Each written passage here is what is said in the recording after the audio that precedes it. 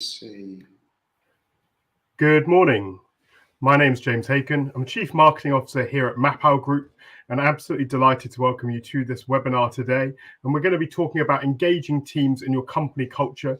It's such an important element of really delivering it. In fact, over the last few weeks, there's been quite a lot of debate on LinkedIn that I've been joining, and this whole point about process and culture.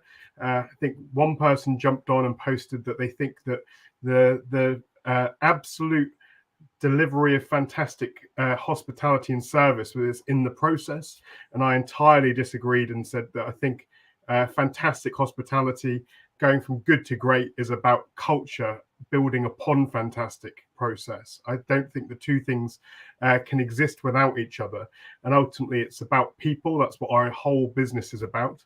And for those of you that are particularly astute, you will notice that I'm not Sheila King. Sheila should have been here on the webinar today, but is feeling under the weather. So you've got the substitute instead. So I apologize for that. But I'm sure that we're going to have a fantastic conversation. And what I would like to do to begin with, before I just introduce my very esteemed guests, is just ask you, if you're tuning in here, there's a few of you, do pop in who you are into the chat. Tell us a little bit about what you think is important in terms of culture.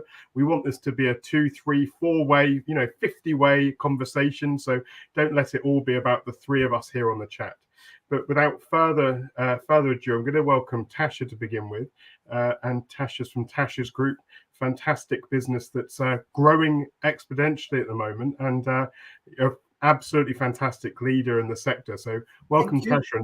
Tell us a little bit about yourself. Thanks for having me, James. So I'm the founder and CEO of Tashas Group. Started the business 17 years ago in South Africa with our first brand, and it's our core brand, Tashas.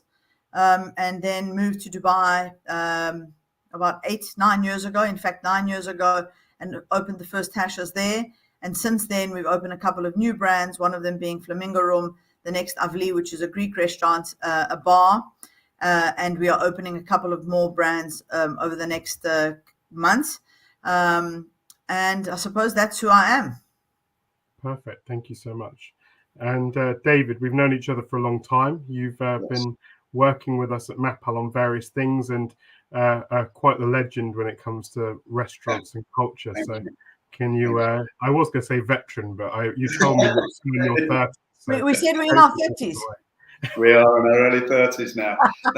Well, thank you, James. A lifetime in the hospitality industry around the world. I clocked up the countries a while ago, and I've worked in boardrooms in 40 countries around the world, including down when I was in South Africa working. I was leading the hard rock business down there, which was interesting to say the least. But America, across Asia, into Russia, Middle East and Africa. So my Orãculi, my business practice is I work as a transformational growth coach to leaders and teams in the business. So teams that are on an exponential growth journey, I work with them, and some of that subject matter we'll talk about today, about how do we make sure we create that vision and keep that culture right the way from the CEO to the front line, which is most important. And you'll see I'm working in my 8 Clouds office today.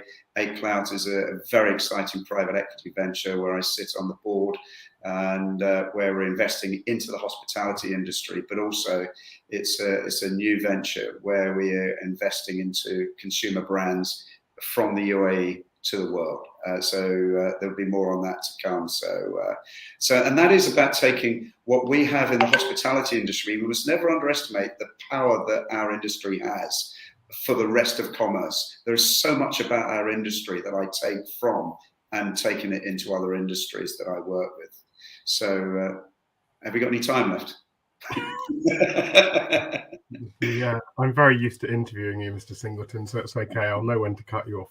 But, the really interesting thing to me when you think about culture and values is that I think many of us will have worked in organizations where you've got a list of pretty boring words on a wall somewhere. It might be in the induction pack. Probably feels quite disconnected from the day-to-day business. And also I think that we potentially worked in organizations where people say one thing and do something very different. I guess it would be really interesting to understand where you think value should actually come from to begin with. Who should be defining them? Why should they exist? And then we can talk a little bit about embedding them. So maybe, Tasha, do you want to talk a little bit about your values and where they've come from? So James, I think really, really important that those values come for me, particularly from the founder and the team that's driving the rest of the team. And when we talk about, and I hate these corporate words, but the core team, the executive team that's responsible for driving the rest of the business, it's important that those values and the core message of what we stand for comes from the founder, but then important that the founder eats, breathes, and lives those values. Because otherwise, as you say, it's just a piece of paper on a wall or in a training manual or in an induction document and means nothing. And for most people, I think too overly abstract values also don't resonate with people, because you've got to remember that your values have got to be something that's extremely tangible and easily understood by everyone. And that we're talking about people who are working in the scullery section to waiters to barmen, and that they aren't too overly corporate. In fact, I'm embarrassed to say we still are playing with our values, because we live our values every day, and it comes from me as the founder. So things like, delivering excellent food, respecting each other, teamwork, those things are things that don't even have to be sort of said. Our business is becoming a lot more formalized now, and we're going through a process with Tessa Graham, who's our brand strategist, to formalize the wording. But we're lucky enough that up until this point, we've been living the values day to day. What do we stand for? We're restaurateurs at the end of the day. We stand for good food. We've got to make excellent food in these beautiful environments, and we've got to give engaging service, and that's what we stand for. Fantastic, thank you. And David, you've obviously worked with organizations at multiple different stages in their growth, and I think one of the things that strikes me is that a business like Tashas, where Tasha's is still involved, I think that at that stage it's very easy for there to be a personification of the values. Correct. And often they come from an individual. And I've worked in founder-led businesses, I've worked in more corporate businesses, and it strikes me that as you grow a business and the founder can't keep their hands on everything quite as much, that actually it's at that point that the values become even more important. Well, that's when you've got to formalize, and I suppose that's where we at now is, what are we going to do about a culture that we've lived and have been breathing for the last 17 years? And now that we're going global and I won't be able to control everything as much, what are we going to do about formalizing that process, and how does that trickle down?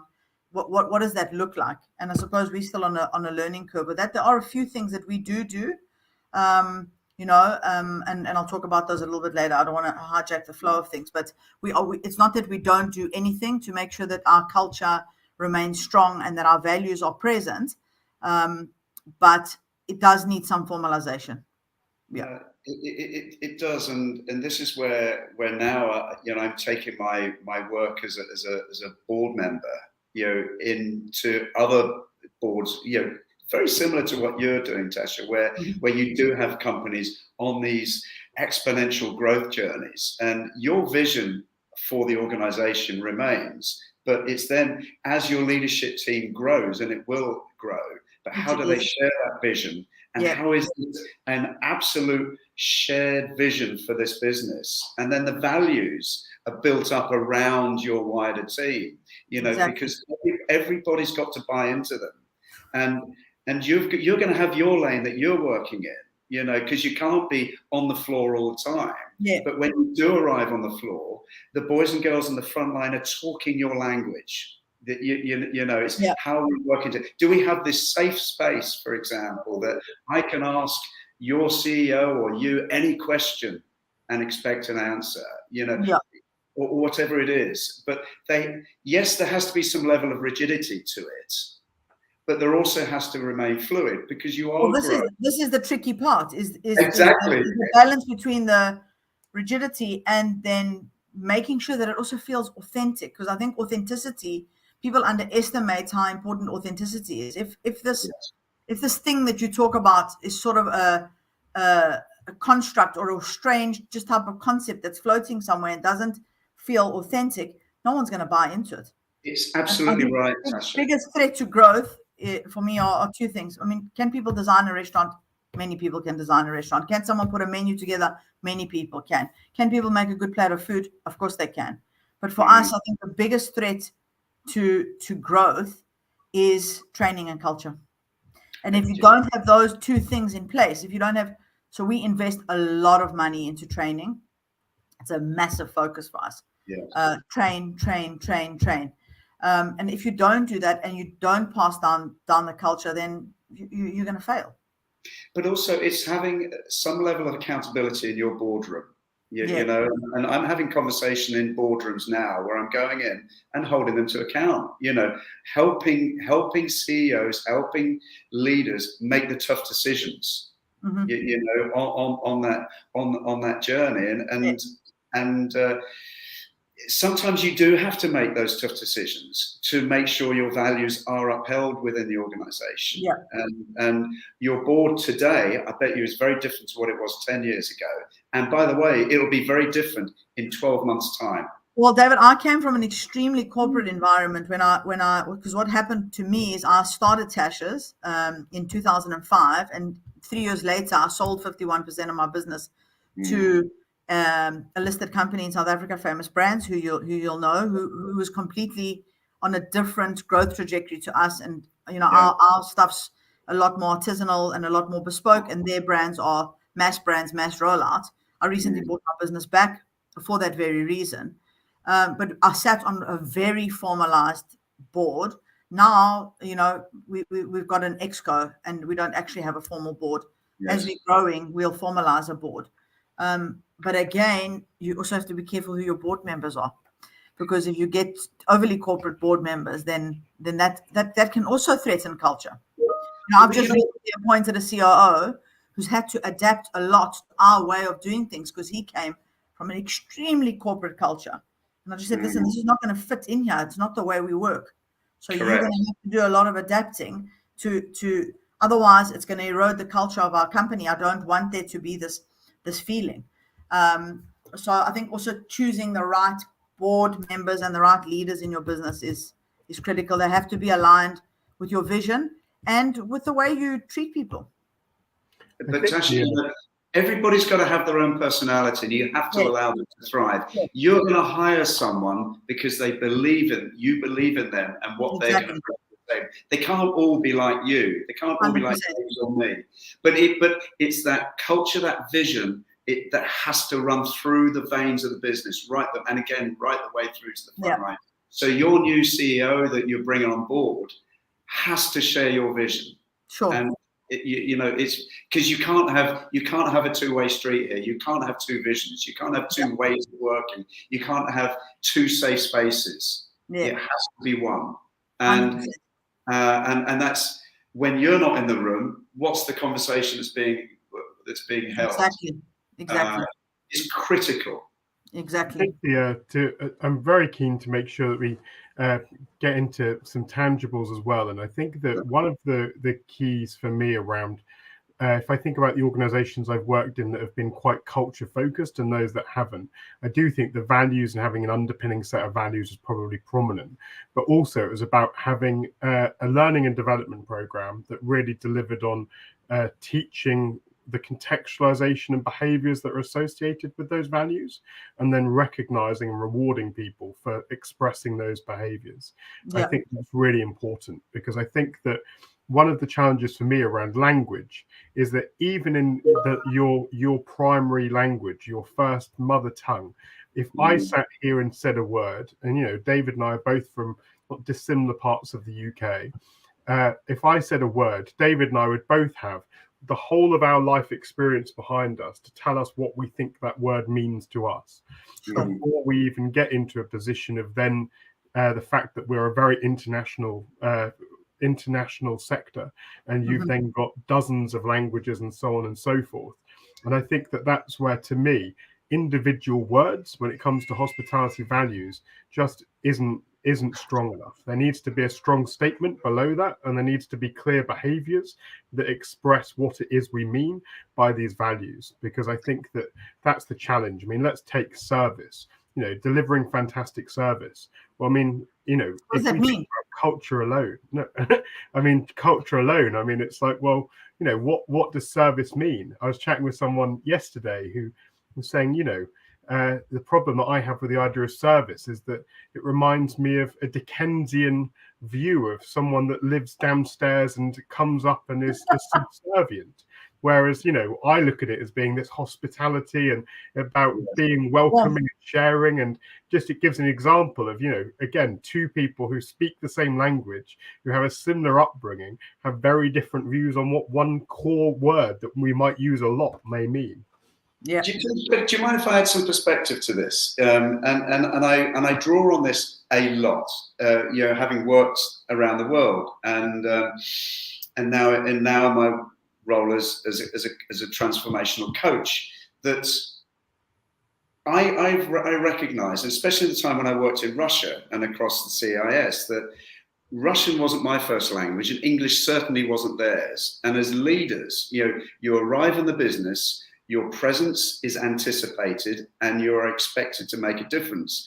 And from an employee standpoint, very much you've got this fear of the boss, this fear of the owner going in, and how are you going to approach them? Are you going to go in and with a curious mind, with this, living your values and living your sense, asking questions, or are you too busy in this always on culture?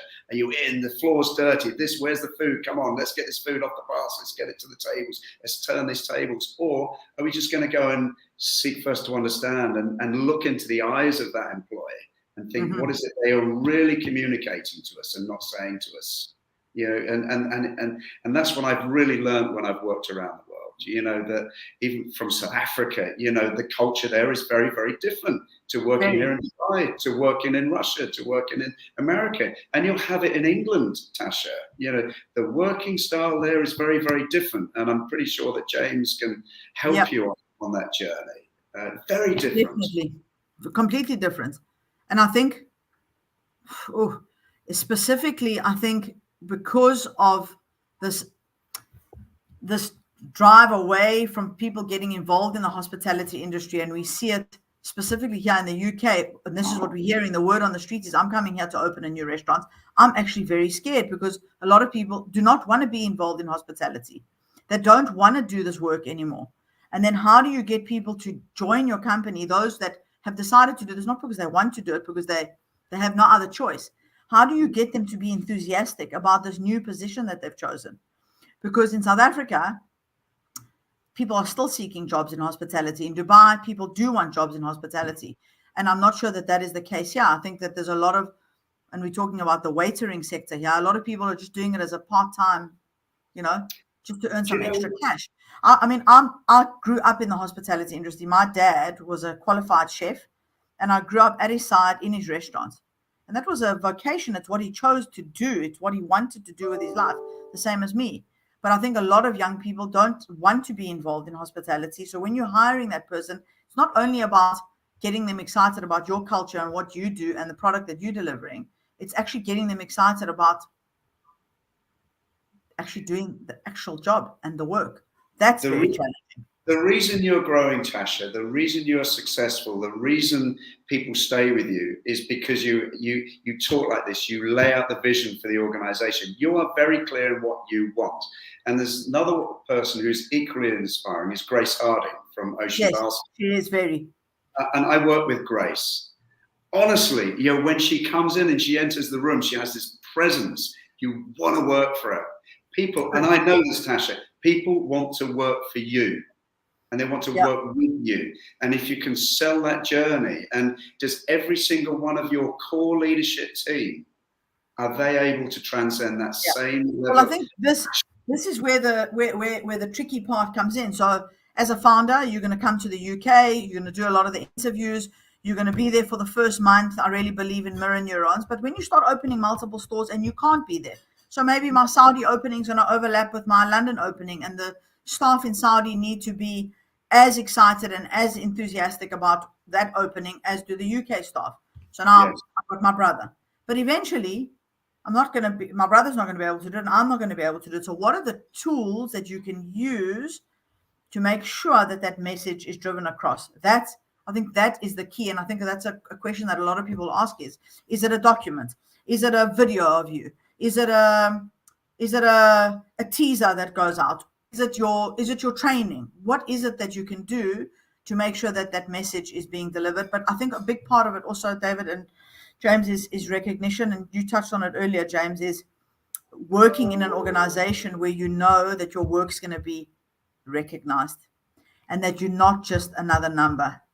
And that if you are doing a good job, that there is a career path and a career growth. I mean, I've got some people who've been working with me for the last 17 years, and even before that, before Tashas, when I had a Nino's. And one of those that I always make reference to is a lady called Precious. She started as a scullery. Today, she's the GM of my restaurant in Dubai, one of the busiest Tashas, in fact. Amazing. I think showing people that there is a career path in the organization is also important. But to communicate all those things is a challenge, very tough.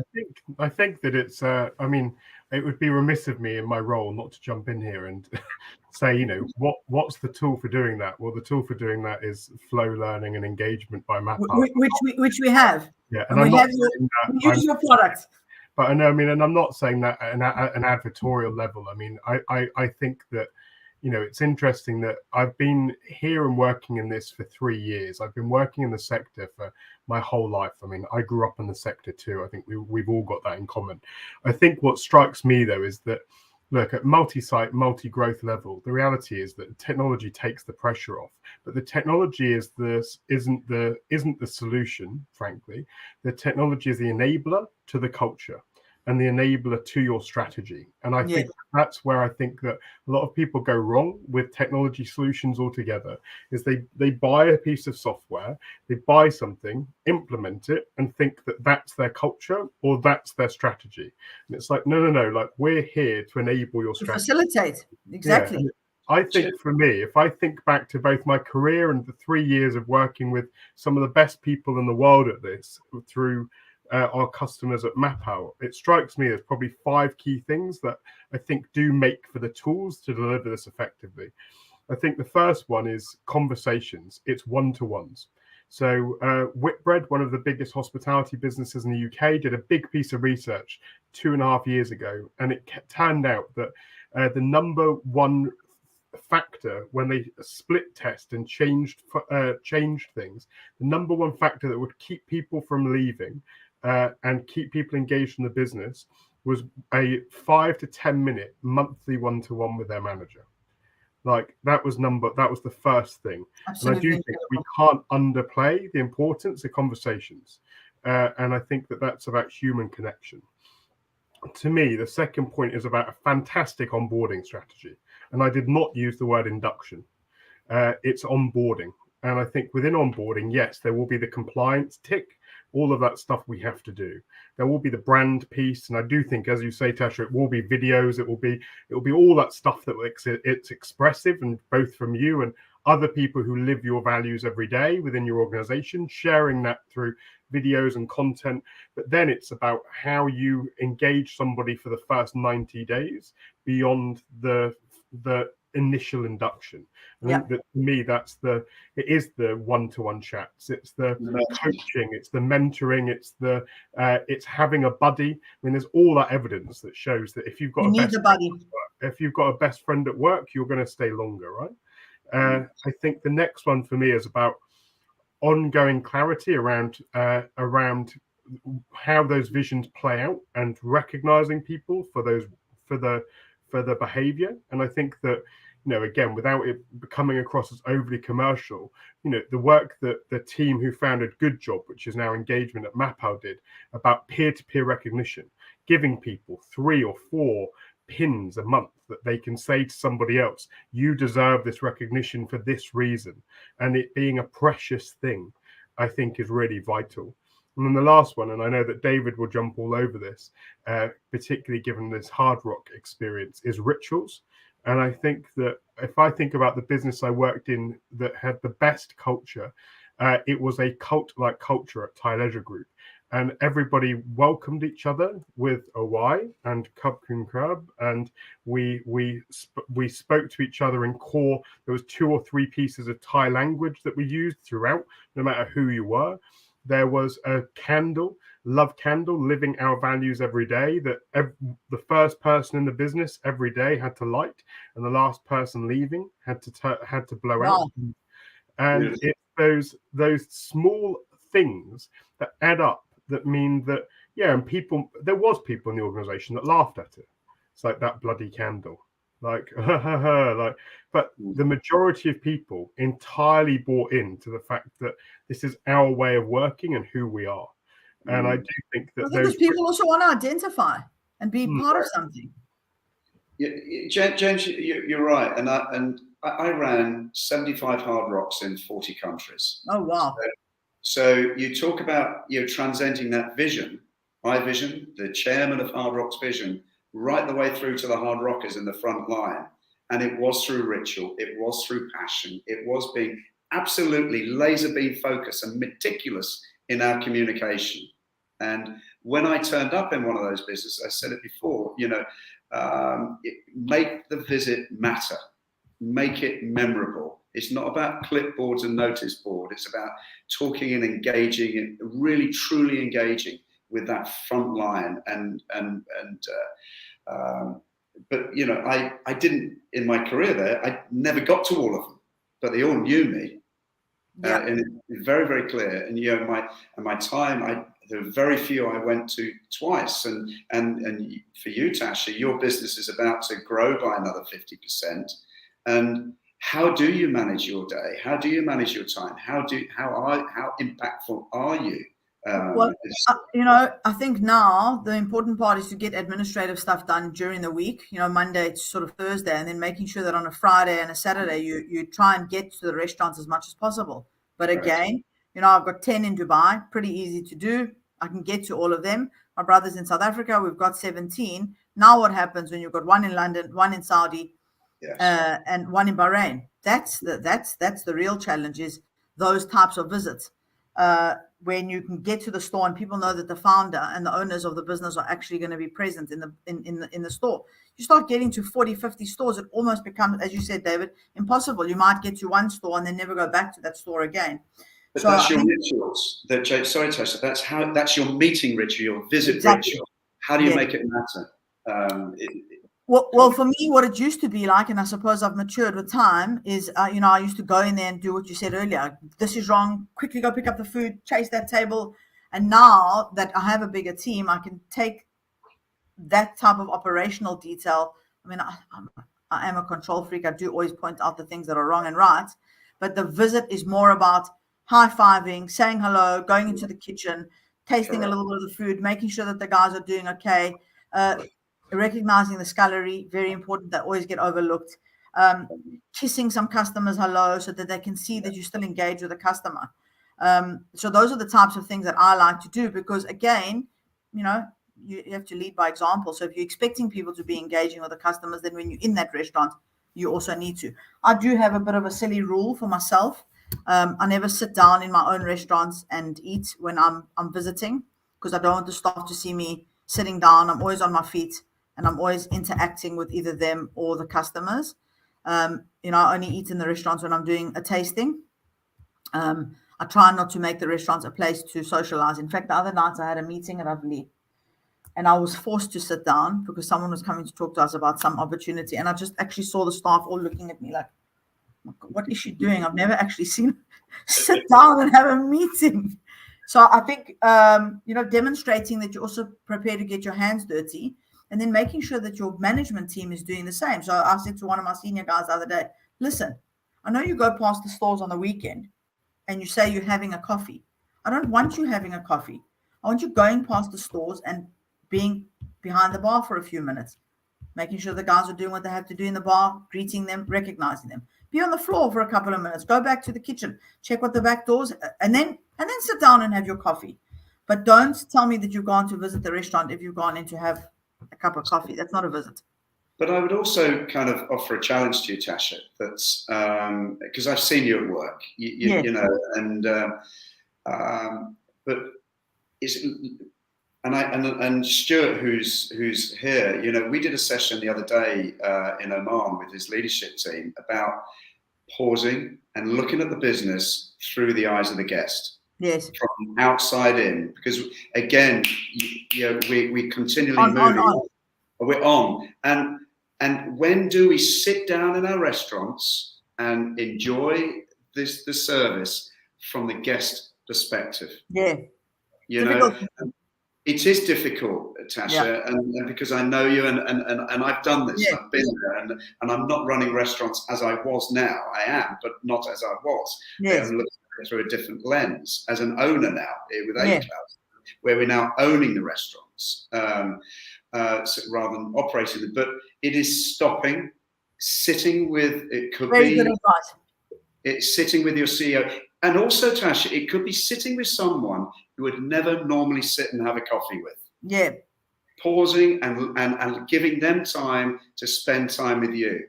And we haven't got time for this, but I wrote about it in Chris Edge's book, you know, about the power of the pause. And the power of, you see this beautiful guy or a trainer or an employee, come and spend an hour with Tasha and hear their story. Honestly, you will find out even more beautiful stuff from the film. Amazing. That's my challenge to you, Tasha. Yeah, no, you're right. Very good advice. A couple of interesting anecdotes. I once interviewed the CEO or the chairman of Wetherspoons in the UK, big pub group. A lot of people put their nose up at Wetherspoons because it's a cheap and cheerful concept. But it's interesting that they've got a very, very good retention level, and they've got a very strong culture. And the chairman who founded the business still had people to his home in his kitchen every week or 2 weeks to have breakfast, to listen to people from all over the organization. And I think from memory, it was called Tell Tim. And he would just have anyone, bartender, site manager, whatever it was, would be picked at random and invited to come and have breakfast with him and to listen.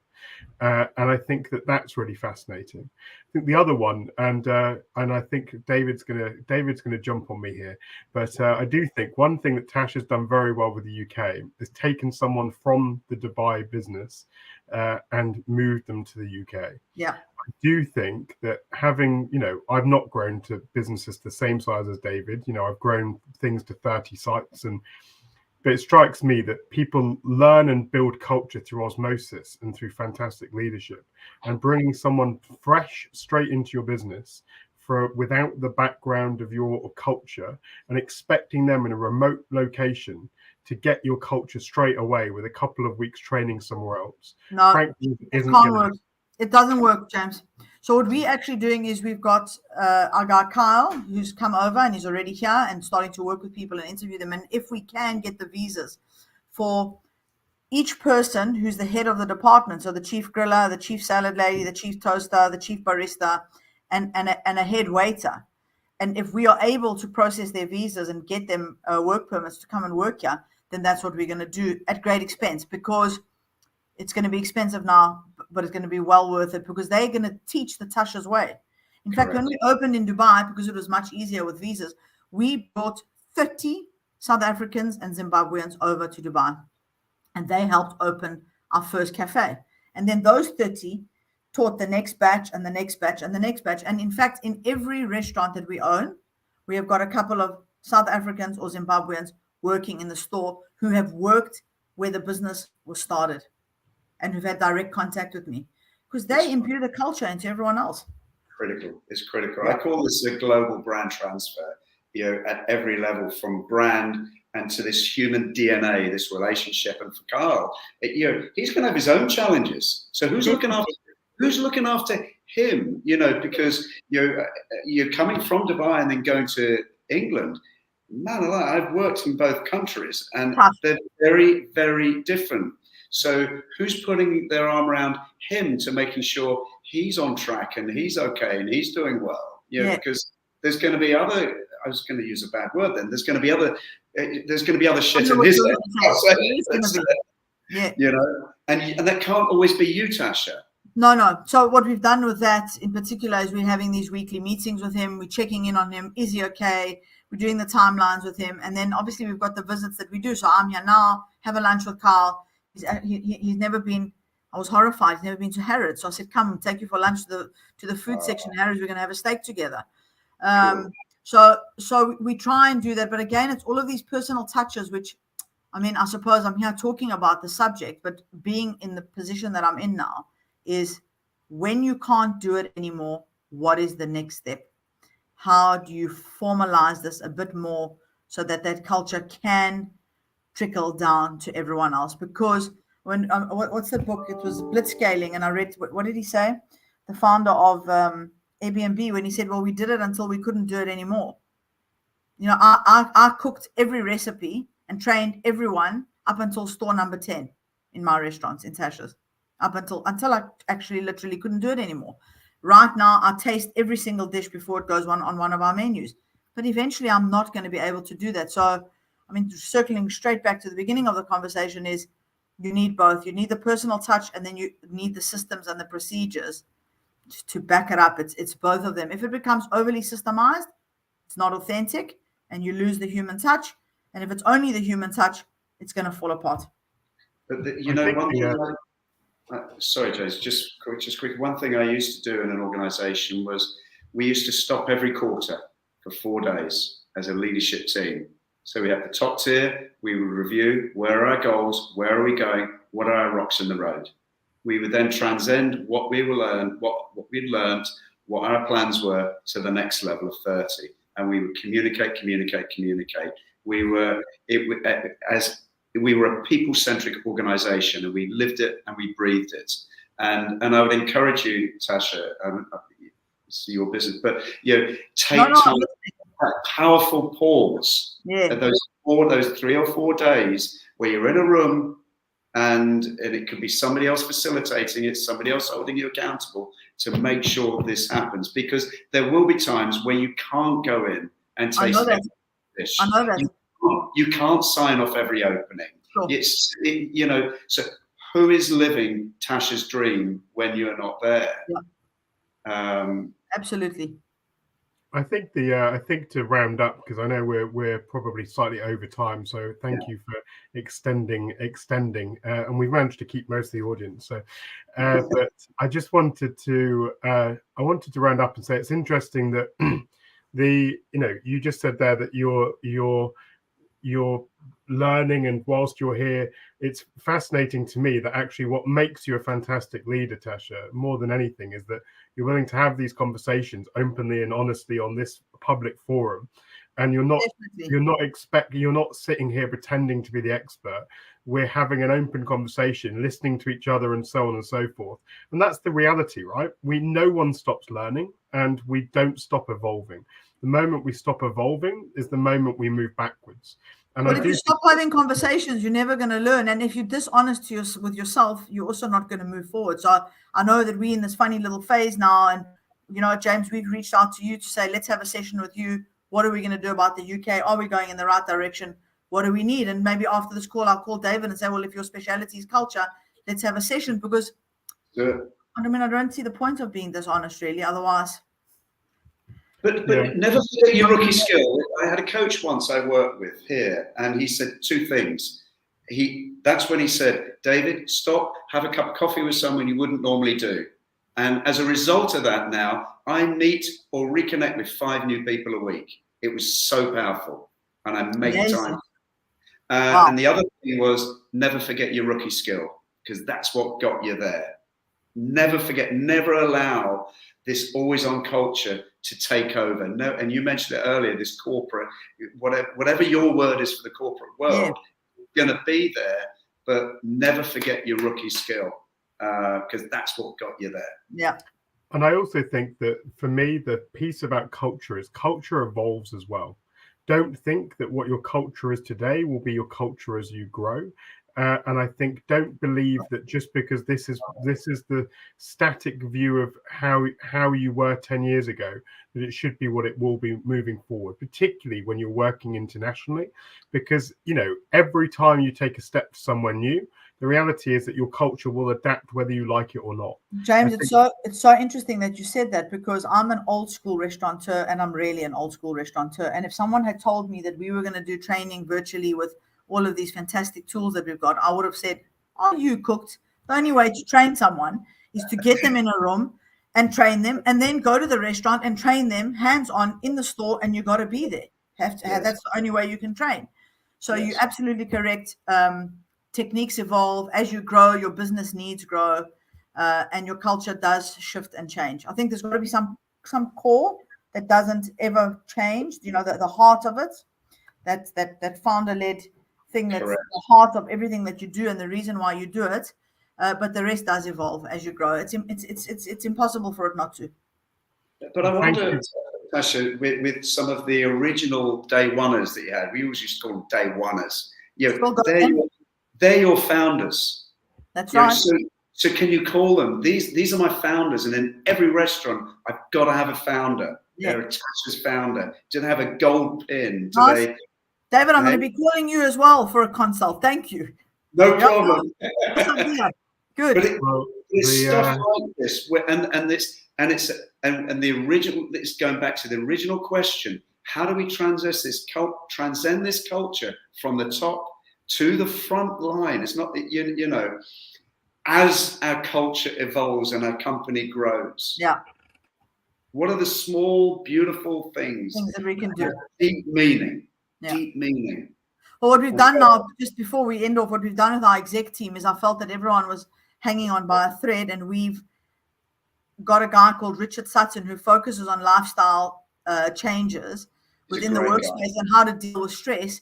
And he flies in from South Africa once a month and talks to 30 of the team on what they need to be doing in their lives, small little changes to tweak to try and be able to deal with stress. So, yeah. That's beautiful. Isn't that the truth though, right? We don't have professional lives and personal lives. We have lives. And I do think that, I think that's a fantastic initiative, because you cannot. And I just think the unhealthiness of our sector in the past was because we didn't accept that people had a personal life. I think that, our sector is growing and flourishing because we recognize that people are people, and ultimately they need to be happy to deliver that fantastic service. Exactly. I'm really aware of the time, and I want to say thank you to both David and Tasha. Also, we've had so many fantastic people commenting. So to Omar, Charmaine, Johan, Julian, I think Stuart, all those people that were looking for jobs in the Middle East, by the looks of it. Thank you for joining. Thank you so much for adding to the conversation. We really, for us, hosting these webinars is about being able to, help move the conversation forward. And I think that today's been a fantastic opportunity to do that. And for your openness and willingness to share, Tasha and David, thank you so very much. Guys, thank you both very much. Thank you. Big love to London, guys. Cheers, guys. Bye-bye. Take care. Bye, Tasha.